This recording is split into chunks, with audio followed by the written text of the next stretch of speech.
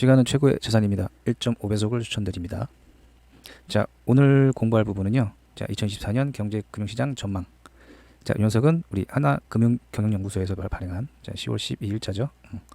이 레포트를 가지고 한번 알아보도록 할게요. 자, 첫 번째로 우리 서머리 한번 보고 갈게요. 자, 타이틀이 새로운 균형점을 찾아서, 균형점이라고 되어 있죠. 일단 내용 전문을 보면, 자, 2024년 중에 인플레이션 압력이 축소되고, 그쵸?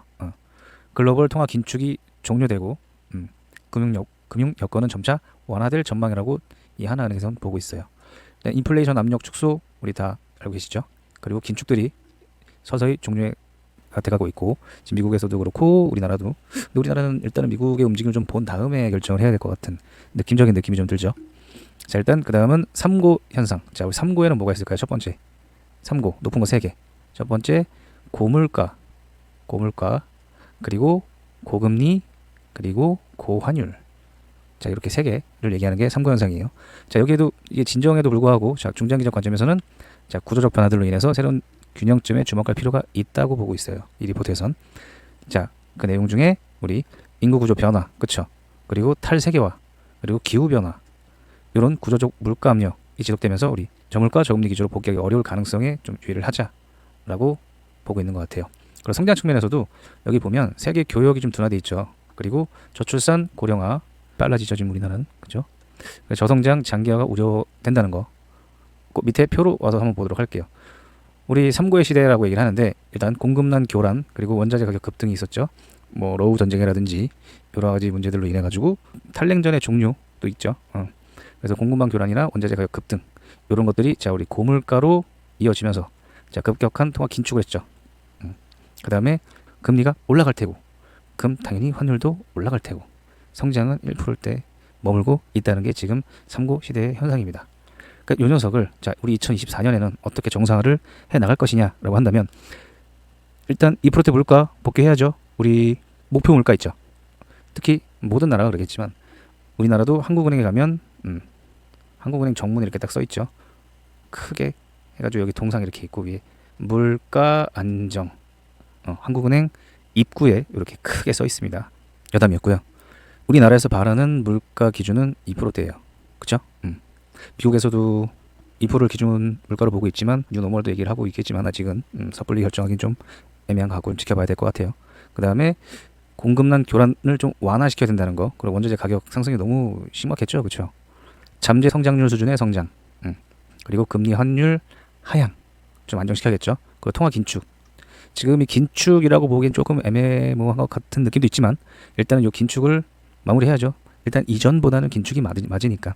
우리 코로나 때 금리도 낮추고 돈 많이 풀었잖아요. 그렇죠? 각 가게에다가 비용도 직접적으로 전달하면서 우리 돈을 좀 많이 풀었어요. 그런 것들을 금리 인상을 통해 가지고 다시 돈을 좀 회수하는 과정이죠. 지금 공급망을 재편하고, 특히 중국에서 지금 성장 약화가 나와 있지만 그것도 참 안타까운 얘기고요. 그리고 기후 변화도 있죠. 그리고 지정학적 리스크도 있죠. 그리고 인구 구조 변화도 있죠. 이런 것들이 어찌 보면 뉴노멀 아니겠느냐라고 얘기를 하고 있어요. 중장기적으로 봤을 때 우리 물가 압력이 좀 지속될 것 같다. 그리고 물가나 금리 환율의, 자, 새로운 레벨, 그러니까 뉴노멀이라고 하는 새로운 기준, 일전에 미국에서 잠시 얘기가 나왔던 기준 물가를 어디로 잡아야 될 것이냐라는 얘기들이 좀 설왕설래했죠. 그래서 아마도 그 얘기를 하고 있는 것 같아요. 새로운 레벨 가능성, 그 다음에 잠재 성장률의 하락 가능성. 이것도 좀 걱정이 되는 것 같아요. 잠재 성장률, 우리나라가 지금 여러 가지 구조적인 문제도 있겠지만. 자, 그 다음 페이지로 넘어가면, 일단 전망표를 보면은, 자, 2024년 국내 경제는 글로벌 교역이랑 IT 경기 회복에 따른 수출, 이 녀석이랑 투자 개선, 그리고 완만하게 회복할 것으로 보고 있습니다. 근데 원자재 가격 불안이나 통화 정책의 불확실성, 그리고 지정학적 리스크, 그리고 중국 경제 불안 등의 변동성이 아직 남아 있죠. 그래서 좀 조심을 해야 된다라는 게 하나은행의 전망인 것 같아요. 일단 이 표를 보시면은 우리가 유심히 봐야 될 곳에 제가 색칠 좀 해놨는데, 자, 올해 23년이죠. 여기 24년이고요. 자, 전체 GDP 기준으로 본다면 연간 1.3, 2.1. 아무래도 내년은 올해보다는 좀 더 나은 GDP를 예상하고 있는 것 같아요. 성장률을. 근데 여기 보면 좀 더 디테일하게 우리 내용을 좀 볼게요. 자, 건설 투자 있고 설비 투자 있죠. 이렇게. 건설 투자가 보면, 자, 연간으로 23년 대비해서 마이너스를 찍고 있어요. 그렇죠? 근데 그 와중에서도 어때요, 우리? 요게 좀 눈에 많이 들어오지 않으세요? 마이너스 2.5. 불황이 좀 찾아오지 않나? 좀 예상이 되고 있어요. 아무래도 PF 문제 때문에 그런 것 같은데 일단 예상치로는 상당히 낮은 수치를 보여주고 있다는 거. 그래서 조금 건설 쪽 유심히 지켜봐야 되지 않을까 생각을 좀 하고 있습니다. 그리고 설비 투자 이 녀석도 보면 자 2023년 대비해서 자 2024년은 월등히 수치가 많이 좋아졌죠. 그러나 역시나 상반기에는 마이너스가 좀 깊게 있다는 거. 하반기에 집중적으로 뭔가 성과가 좀 눈에 보이는 성과가 이때 좀 나오지 않을까 예상을 하고 있는 것 같아요. 아마도 이번에 정부에서 예산 늘린 SOC 관련해서 여러 가지 투자도 그렇고 관련해서 영향을 좀 있지 않을까 싶어요. 자, 그 다음 우리 소비자 물가 한번 잠깐 볼게요. 소비자 물가. 자, 우리 소비자 물가 보면은 3.6에서 우리 연간으로 보면 2.6 다운되죠. 물가는 잡힐 거라는 희망을 좀 갖고 있는 것 같습니다. 아무래도 상반기 대비해서 하반기는 좀 더 잡힐 거고 이러한 수치들을 보면 여러 가지 유추할 수 있는 게 많죠. 끌어낼 수 있는 인사이트도 많고 그 수치도 잘 참고해 보시면서 물론 그때그때 변수가 있으면 바뀝니다. 그러니까 잘 트래킹 해보시면서 여러분들 자산 배분에 혹은 투자에 있어서 인사이트를 잘 찾아보시면 좋을 것 같아요. 이 레포트가 총 크게 보시면 세계 경제 전망이 있고 그 다음에 국내 경제 그리고 금융시장 크게 총 4개의 챕터로 이루어져 있어요. 그중 오늘은 자 여기 세계 경제 전망에 대해서만 좀 살펴보도록 하겠습니다. 자, 두 번째, 세 번째, 네 번째는 자 다음 시간에 차근차근 하나씩 해가도록 할게요. 우리 글로벌로 한번 볼게요. 글로벌로 자 주요 중심 성장 모멘텀이 좀 부진하다라는 거. 일단 세계 경제는 자 디스인플레이션 이 녀석이 좀 추세가 지속되고 있고요. 그리고 금리 인상 기조가 지금 슬슬 종료되고 있죠. 일단은 기조가 금리 인상을 종료하는 기조로 흘러가고 있는 것 같아요. 그리고 제조업 경기가 조금씩 개선된다는 거. 그래서 전반적으로 긍정적으로 작용하고 있지만 자 반면에 일단은 금리 인상을 해놨으니 자 고금리가 좀 더 장기화 될 수도 있을 가능성도 있고 그리고 그동안 고금리로 지내왔던 이런 부작용도 슬금슬금 나타나고 있는 것 같아요. 뭐 부채 부담 확대라든가 그렇죠. 그리고 에너지 수급 불안 지금 지정학적 리스크나 여러 전쟁 러우 전쟁이나 러시아에서 지금 가스를 주지 않고 있죠. 수출도 마찬가지고 지금 여기저기서 불안한 것 같아요. 그리고 중국도 생각만큼 성장이 나오지 않고 그래서 경기 하방 압력에 대한 지속 그렇죠. 일단 하방 압력이 좀 있을 것 같다 라고 얘기를 하는 것 같아요. 자 그리고 공급 충격 발생 빈도 증가라고 나와 있죠. 오늘이 2023년 12월 28일이거든요. 자 며칠 전에 수에즈운하 또 문제 생겨가지고 공급망에 문제가 생겼죠. 그 전에는 이스라엘과 팔레스타인이 전쟁을 또 시작을 했고 그러니까 여러 가지 공급적인 충격이 좀 많이 발생하는 것 같아요. 그 얘기를 좀 하는 것 같고요. 그리고 글로벌 분절화의 우려라고 하는 게 탈냉전의 종식을 얘기하는 것 같습니다. 아무래도 그전에는 서로 재화나 서비스들을 교육하면서 인플레이션을 해치해 왔었는데 이 탈냉전에서 다시 냉전의 시대로 가는 건 아닐까 하는 우려도 조금은 들고 있네요. 자 이런 구조적 불안 요인들로 인해서 자 저성장, 고물가, 이 녀석의 고착화 위험에도 있다라는 거 좀 유의해서 보자라고 돼 있네요.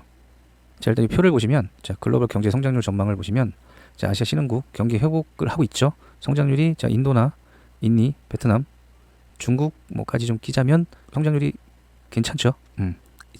23년에도 그렇고 24년에도 그렇고 근데 미중 성장 둔화 속에서 이제 모멘텀이 좀 약화되어 있다는 거. 자 미국 선진국이니까 그렇다 쳐도 중국이 좀 힘을 못 쓰고 있죠. 팬데믹이 끝난 후 많은 세계 각국에서 기대를 좀 하고 있었는데 특히 올해 같은 경우에도 생각만큼 성장률이 나오지 않고 있는 것 같아요. 자 그 다음 미국의 국가별 수입 비중을 보면 어때요? 미국이 지금 열심히 외치고 있는 거 미국이 이렇게 있다고 쳐볼게요. 미국 자 다른 나라에 있던 제조업 공장들을 불러들이면 이건 리쇼어링이라고 얘기를 하고요. 자 니어쇼어링이나 프렌드쇼어링은 인근 국가나 이런 곳에 재배치를 하는 것 아니면 뭐 본인들이 친한 나라 위주로 지원을 하는 것을 니어쇼어링, 프렌드쇼어링이라고 얘기를 하고 있어요. 요즘 특히나 반도체 관련해서 우리 미국에서 열심히 우리 편 먹자라고 뭐 얘기를 많이 하고 있는 것 같죠. 그죠?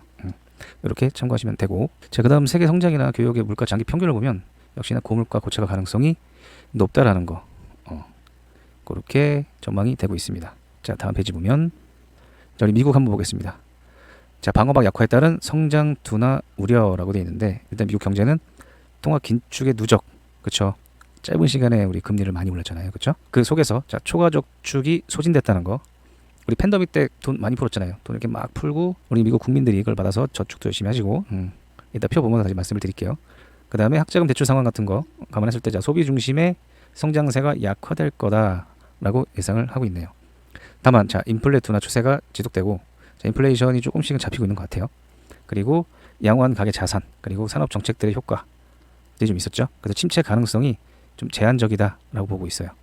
우리 한번 이 표를 볼까요? 우리 미 가계 저축 및 팬데믹 이후 초과 저축이라고 되어 있는데요. 제가 여기 선을 딱 두 개 걸었는데, 우리 팬데믹 시작하고 어때요? 코로나 딱 시작을 하고 미국 정부에서 각 금리 인하와 함께 각종 대책들을 내놓으면서 돈을 많이 풀었죠. 우리 코로나 때는 어땠어요? 코로나 때는 정부가 이 밑에 있는 은행 기업을 다 건너뛰고 어때요? 가게에다가 바로 돈을 꽂아줬어요. 많이 다르죠. 그래서 이게 초과 저축으로 이어졌다라는 해석을 하고 있는 것 같아요. 그래서 이제 거진 이 저축들이 소진되고 있다라고 보고 있는 것 같습니다. 자, 그다음 미제조업 구조물 투자 증가율이라고 되어 있는데, 반도체법이나 IRA 이 관련해서 공장 건설이 좀 많이 증가했죠. 그렇죠. 그래서 공장은 어때요? 한번 투자해놓으면 좀 오래 가잖아요. 그래서 고정 투자. 그리고 투자도 금액 규모도 크고 지속적으로 투자가 들어가야 되는 거기 때문에 고정 투자를 견인한 효과가 있다라고 아래 표를 보시면 알 수 있을 것 같아요. 자, 그다음 유로존을 좀 보겠습니다. 자, 그다음 유로존을 보시면, 자, 고금 지속 속에 미약한 회복이 있다라고 타이틀되어 있고요. 자, 유로존 경제는 자, 인플레이션의 둔화, 역시나 물가가 조금씩 잡히고 있죠. 그다음에 실질 소득의 개선, 그리고 글로벌 교역의 증가, 요 녀석들의 영향으로 인해서 자, 성장률이 반등했습니다. 그러나 자, 여타 다른 선진국 대비해서는 아직 물가가 좀 여전히 높고요. 그리고 금리도 아직은 높은 고금리가 지속이 되고 있고, 그리고 관련해서 신용 여건이 악화되어 있습니다, 현재. 그래서 자, 회복 역적은 아무래도 제한적이다라고 전망하고 있는 것 같아요. 그리고 무엇보다 자, 에너지 공급 리스크가 있죠. 특히 독일, 아마도 회복력은 좀 제한적이지 않을까라고 보고 있네요. 자, 밑에 표를 좀 볼까요? 자, 유로존 헤드라인 물가 및 근원 물가라고 되어 있죠. 보면 어때요? 헤드라인 물가 CPI 쫙 오른 다음에 잘 잡히고 있죠. 그리고 근원 CPI도 점점 상승세에서 하락세로 잡히고 있다는 거, 물가는 잡히고 있는 것 같아요. 자, 그 다음에 독일 GDP를 한번 볼까요? 이 표를 통해서. 자, 경기 침체 이후에 유로존과 독일 GDP 추이를 보시면, 자, 08년 1분기부터 자, 13년 1분기까지 유로존 대비해서 어때요? 유로존 대비해서 독일이 좋죠? 근데 우리 자, 이걸 기점으로 여기까지만 한번 끊어서 볼까요? 20년 4분기부터 유로존 기준 대비 독일 성장률이 자, GDP가 안 나오고 있어요. 독일이 좀 이끌어줘야 유로존이 살아날 텐데 좀 걱정이 되네요. 그래서 보면은 자, 금융위기, 재정위기와 달리 팬데믹 이후에는 독일의 첨단 제조업 경쟁력 저하가 있었고 기술 인력의 부족 등에 따른 성장 동력 약화가 우려된다라고 분석하고 있어요. 자, 그 다음 일본을 한번 보겠습니다. 자, 일본. 자, 펜트업 수요 축소 속에 자, 펜트업이 뭘까요? 펜트업. 이 펜트업은 억눌린 혹은 마음이 답답한 그런 상태를 펜트업이라고 이래요. 그래서 펜트업 수요, 우리 팬데믹 때 많이 억눌렸었잖아요. 그렇죠?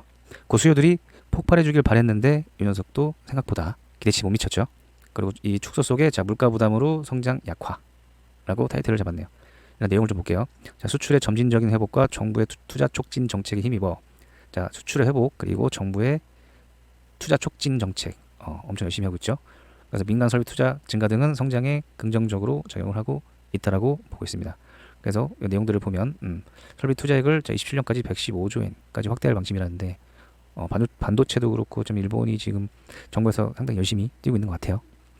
자, 그러나 자, 펜트업 수요 약화 속에서 상대적으로 물가가 많이 높아졌죠. 자, 높아진 물가 부담으로 인해 가지고 소비 심리가 위축되면 자, 민간 소비 회복 속도도 더딜 전망이다라고 얘기를 하고 있습니다. 이어서 아래 표를 보시면 일본 민간 설비 투자 추이 전망을 보시면 역시나 어때요? 지금 이때부터 2019년 이후부터는 설비 투자가 엄청나죠. 그 다음에 명목 및 실질 임금 상승률 추이 그래프를 보시면 이 녀석은 좀 재밌는 부분이 있어요.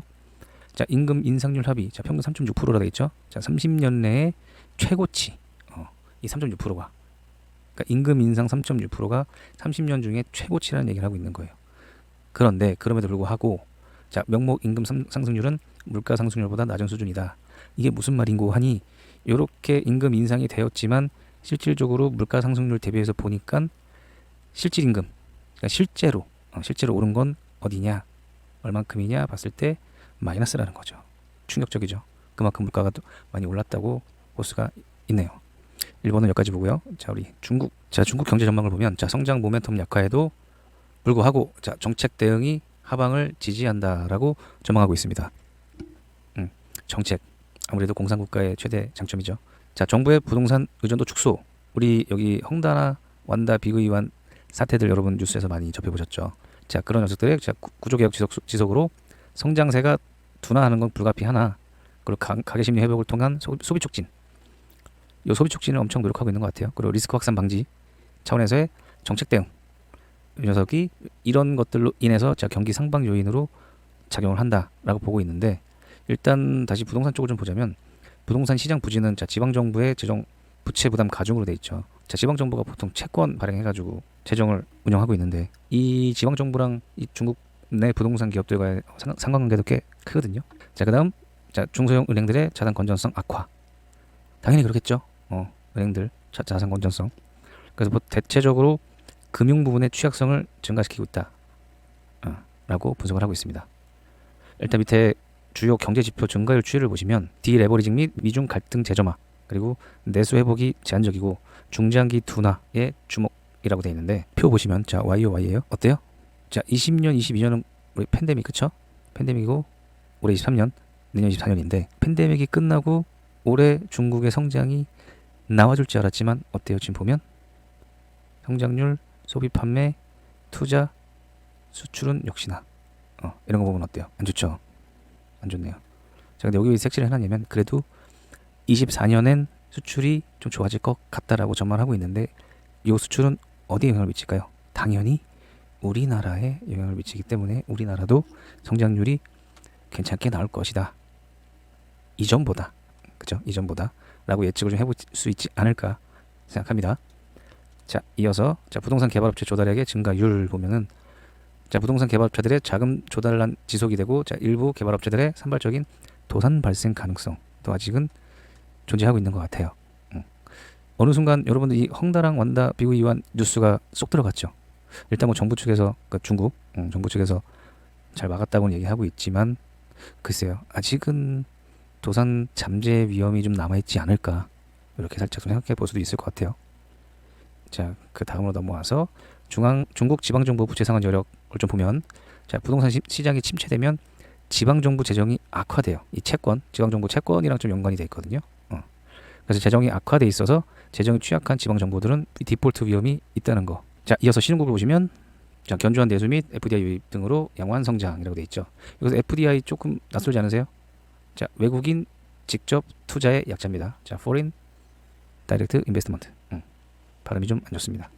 양해 부탁드리고요. 자, 인도를 보면 자, 고유가 지속에 따른 자, 고물가 장기화 위험에도 자, 내수가 아주 견조하대요. 내수가 좋고 자, 외국인들의 투자 증가. 그래서 양호 판정을 받았네요. 그리고 인니 우리가는 인도네시아를 인니라고 불러요. 자, 상대적으로 물가가 낮고 관광 회복 등에 힘입은 소비 증가 그리고 수출 개선에 힘입어서 역시나 안정 판정받았고 우리 베트남 제조업을 중심으로 자, FDI 유입이 지속되는 가운데 베트남 엄청나죠. 투자 많이 들어오죠. 견조한 소비 투자와 자, 외부 수요 개선 등으로 역시나 긍정적이다. 근데 브라질 한번 볼게요.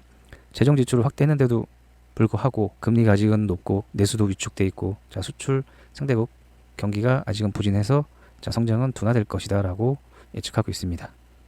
아래 표를 보시면 자, 인도 실질 GDP 성장률 항목별 기여도가 있는데 인도 작년에도 한창 인도 투자 붐이 많이 불었죠. ETF 관련해가지고 물론 장단점이 있으니 투자 권유를 말씀드린 건 아니에요. 여러분 꼭 잘 알아보시고 하셔야 돼요. 일단 내용을 다시 볼게요. 자, 제조업 육성을 위한 정부 투자 지속 그리고 서비스 부분의 지속적인 성장 요인들이 합쳐져서 자, 견조한 내수 흐름을 보여주고 있다. 인도는 앞으로도 잘 성장하겠죠. 그리고 인니랑 베트남 이 FDI 추이를 보면 외국인 집중 투자예요. 자, 인도네시아는 빅테크 및 광물 자원의 개발이 투자가 많이 들어왔고 베트남은 제조업 중심으로 베트남에 뭐 우리 대표적인 우리 삼성 공장도 있잖아요. 그렇죠? 이러한 이유들로 인해서 인니랑 베트남은 당분간은 성장률이 매우 좋지 않을까 부럽습니다. 자, 참고로 24년에 여기는 아시아 주요국 선거라고 돼 있잖아요. 근데 이거를 제가 내용을 좀 추가했거든요. 아래 보시면은 요 1월 대만 선거를 시작으로 해가지고 자, 스타트를 딱 끊었어요. 스타트를 끊고 40개가 넘는 국가에서 선거가 치러진다고 하네요. 역대 최대 기록이래요. 인구를 기준으로 좀 보자면 전 세계의 41%가 투표를 해야 되고 국내 총생산 GDP의 42%에 영향을 줄 수 있다고 얘기를 하고 있는 것 같아요. 그래서 자, 1월 대만 대선을 시작으로 해가지고 우리한테 또 중요한 선거 하나 또 있죠. 미국 대선 언제 있어요? 11월. 11월에 미국 대선이 있습니다. 그래서 총 40번의 선거가 열린다고 하고 있죠. 그럼 선거가 왜 중요하느냐? 굳이 여러분들께 길게 말씀 안 드려도 알고 계시겠죠? 자, 국제유가 마지막으로 한번 볼게요. 고유가 흐름 지속되나 상단은 제한이라고 돼 있죠. 이건 좀 빠르게 볼게요. 자, 산유국 감산이랑 자, 러시아의 석유 제품 수출의 제한, 자, 공급 제약 여파 속에서 고유가 흐름이 지속된다라고 써 있는데, 자, 두바이 평균 80대 중반이고 현재 WTI 기준으로 오늘 2023년 12월 28일 현재 72.9달러입니다. 요거는 WTI예요. 두바이 말고. 자, 다만 시장 점유율 하락 우려에 따른 자, 사우디 감산 완화 가능성, 그리고 글로벌 성장 부진 등으로 유가 상단은 제한될 소지가 있다라고 얘기를 하고 있고, 자, 오펙이랑 사우디 생산량 우리 오펙 플러스에서 감산은 제24년까지 연장됐고, 그리고 요 미국 전략 비축유도 좀 여러분들이 많이 관심 가지고 보면 좋으실 거예요. 미 비축유가 2년간 약 2억만 배럴 방출로 축소됨에 따라서 시장 안정을 위한 추가 방출은 좀 어려운 상황이다라는 거죠. 이미 많이 줄어 있어서 그러니까 추가 방출이 좀 어렵다라는 게 지금 미국 상황인 것 같아요. 그리고 글로벌 원유 수요 전망이나 기여도를 봤을 때 일단 고금리 여파 속에서 주요국이나 중국 경기 둔화, 중국이 지금 영향이 크죠. 경기 둔화로 인해서 원유 수요 증가가 많지는 않을 것이다 라는 게 2024년 전망입니다. 오늘은 좀 길었죠. 여기까지만 하고 마치도록 하겠습니다. 다음 시간에 또 뵐게요. 감사합니다.